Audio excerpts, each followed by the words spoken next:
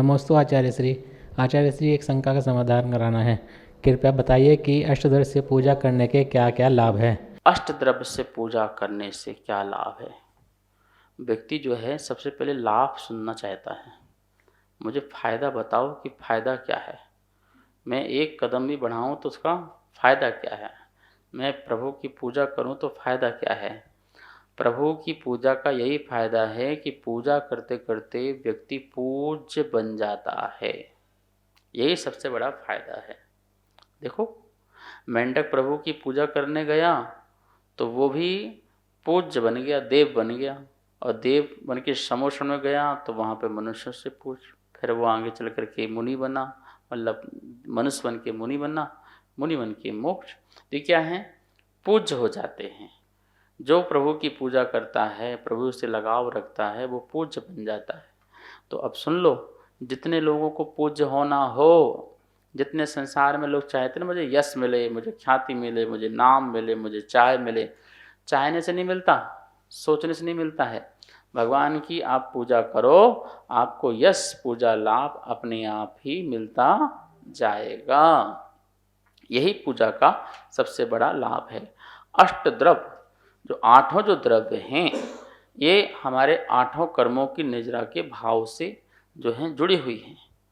संसार के जितने भी जन्म जरा मृत्यु आती है, मोह है, अज्ञानता है, कर्म है, इन सब को समाप्त करने के परिणाम भाव जो है हम अष्टद्रव्य में समाहित और गर्भित करते हैं। इसलिए हमें अष्टद्रव्य से जिनेन्द्र भगवान की प्रतिदिन पूजा करना चाहिए। शास्त्र में लिखा, प्रातः काल उठ करके सबसे पहले हमें जिनालय जाना चाहिए, दिन मंदिर जाना चाहिए, प्रभु का अभिषेक करें, देखें, और उसके बाद अष्टद्रव्य से पूजा करके अपनी भक्ति को प्रदर्शित करें, दिखाएं। किसको? अपनी आत्मा को, अपने स्वयं को, कि देखो मैं कितना जो भक्तिवान हूँ। तो इस प्रकार से जो है अष्टद्रव्य से पूजा जो है प्रत्येक श्रावक को प्रतिदिन अवश्य ही करना चाहिए। त्याग की भावना भी इससे होती है।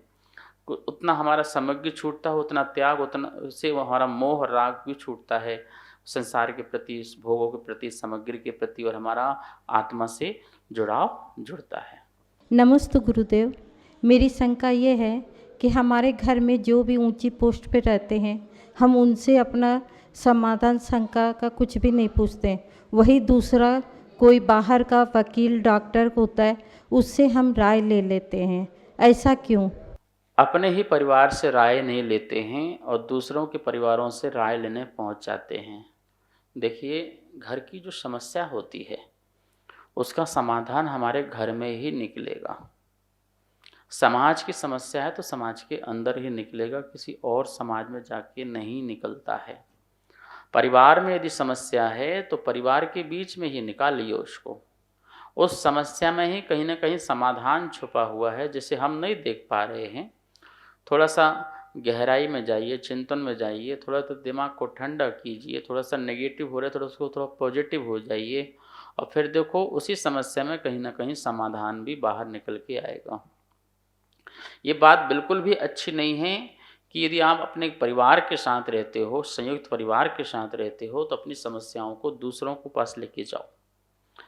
दूसरे लोग जो हैं समस्या का समाधान नहीं करते, अपितु समस्या को और बड़ी समस्या बना देते हैं, उलझा देते हैं, दिमाग खराब कर देते हैं, और हम जो हैं डिसीजन नहीं ले पाते हैं। ये सही है कि ये गलत है, अच्छा है, गलत है, मैंने अपना ले लिया तो वो क्या सोचेगा, वो उसका ले लिया तो फिर मेरा मन गवाही नहीं कर रहा है।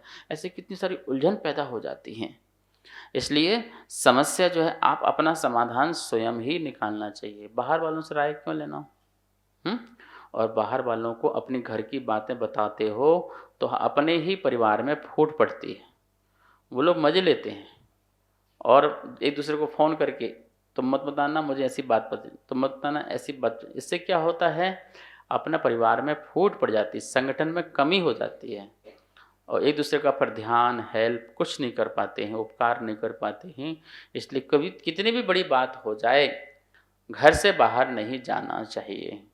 जैसे मुनि संघ आदि में है, कितनी बड़ी बात हो जाए, मुनि संघ के अंदर ही रहे, शिष्य गुरु के अंदर ही रहे, और आपस में समाधान हो।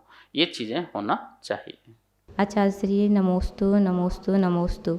मैं सरगम जैन कुमे शब्दहारा से आई हूँ। मेरा आपसे ये प्रश्न है कि यदि जैसे मैं रात्रि में भोजन नहीं करती हूँ, बाहर का नहीं खाती हूँ और जैसे कि बिना दर्शन के पानी भी नहीं पीती हूँ और कभी ऐसे कहीं सफ़र में ऐसा हो जाए कि मुझे दर्शन ना मिल पाए और मैं भगवान का दर्शन नहीं कर पाऊँ, तो फिर इसके लिए मैं क्या कर सकती हूँ आचार्य? आप कुछ बताएं। आपका दर्शन का नियम है, यात्रा में हैं, बाहर हैं, दर्शन नहीं कर पा रहे हैं, ट्रेन आदि में हैं, तो आप भावपूर्वक दर्शन करो। यदि आपको सूर्य दिखाई दे जाए तो सूर्य में अकृत्रिम चित्तालय की वंदना के भाव रखते हुए दर्शन करते हुए आप भोजन आदि कर सकते हैं। और फिर आप प्रायश्चित स्वरूप में किसी चीज़ का त्याग कर सकते हैं, माला कर सकते हैं, जाप कर सकते हैं। और ये तो बहुत ही अच्छी बात है कि आप कितने वर्षों से जो हैं बिना दर्शन के जल भी नहीं ले रहे हैं। और मुझे पता चला है कि आप 2-2 दिन तक जो है भोजन नहीं करते, पानी नहीं लेते हैं और जब तक दर्शन नहीं होते हैं। ये बहुत बड़ी बात है। ये आपकी असीम भक्ति जो है दिखाई दे रही है, अभिव्यक्ति हो रही है कि आप कितने भावुक हैं, प्रभु से कितने जुड़े हुए हैं। ठीक है, लेकिन फिर भी हम अपने स्वास्थ्य का ध्यान रखते हुए और हमें अपनी बहुत तपस्याएं करना है। इस कारण से शास्त्रों में आया है कि आप जो हैं यदि प्रभु के दर्शन नहीं मिल पा रहे हैं तो आप भावपूर्व वंदना करके कुछ प्रायश्चित लेकर के आप जो हैं भोजन आदि ग्रहण करें, क्योंकि शरीर तो अन्न से ही चलता है ना, अन्न से चलता है। अन्न के बिना शरीर जो है समाप्त हो जाएगा। हमें अकाल मरण नहीं करना है, हमें सुकाल समाधि मरण करना है। तो समाधि मरण हमारा तभी हो पाएगा जब शरीर जो है स्वस्थ रहेगा, सुरक्षित रहेगा, हमारी संयम साधना बिल्कुल बची रहे। हमें अभी व्रत भी लेना है, नियम भी लेना है, आगे व्रतों को धारण करना है, मोक्ष मार्ग के पथ में भी चलना है। इन सब बातों को ध्यान में रखते हुए हमें इन बातों का ध्यान रखना है कि यदि हमारा दर्शन नहीं हो पा रहा है और हमें कुछ प्रकार से कोई व्यवस्था नहीं हो पा रही है तो भावपूर्वक जो है प्रभु को नमस्कार करें और आहार आदि ग्रहण करें। जो बना हुआ उसमें छोड़ दीजिए, आगे छोड़ दीजिए, कुछ प्रायश्चित ले लीजिए जिससे आपका जो विकल्प था उस विकल्प की शुद्धि हो जाए, दोष जो है दूर हो जाएं, निर्दोष हो जाएं, मन पावन हो जाए, पवित्र हो जाए, ऐसी भावनाएं आपके अंदर प्रकट हो जाएंगी। इस कार्यक्रम के पुण्यार्चक थे